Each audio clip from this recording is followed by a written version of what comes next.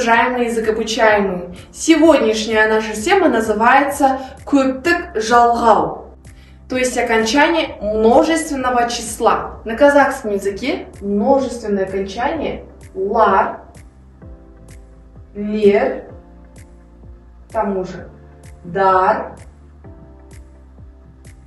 дер, тар,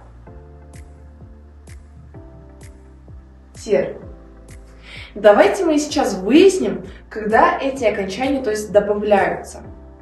После гласных звуков или после согласных звуков, то есть р, краткое и, у, присоединяются окончания лар, лер. Лар, лер.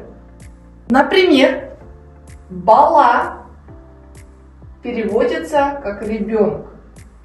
Если мы это слово хотим сказать во множественном числе, получится у нас балалар. То есть окончания у нас твердые. Следующий пример – даптер, тетрадь.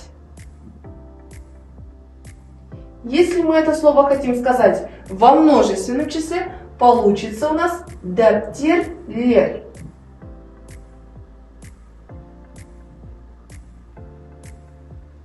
Слово бала, оно произносится твердо, значит окончание у нас должно быть твердое. Слово даптер произносится мягко, значит у нас окончание должно быть мягкое. После согласных звуков, то есть м, н, он, л, з, ж, присоединяются окончания дар, дер.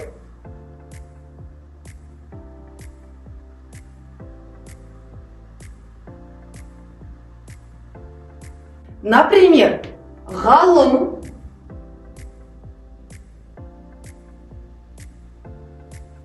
переводится ученый. Если мы хотим сказать это слово во множественном числе, у нас получится галым дар. Следующий пример – гүл, цветок.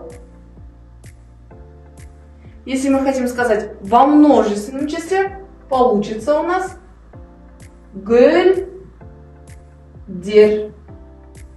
Цветы. Слово галым произносится твердо, значит у нас окончание добавляется твердый.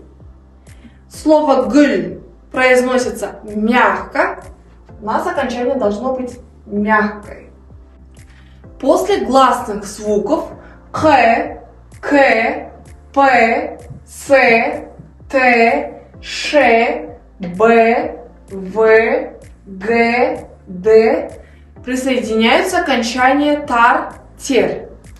Например, ктаб, книга.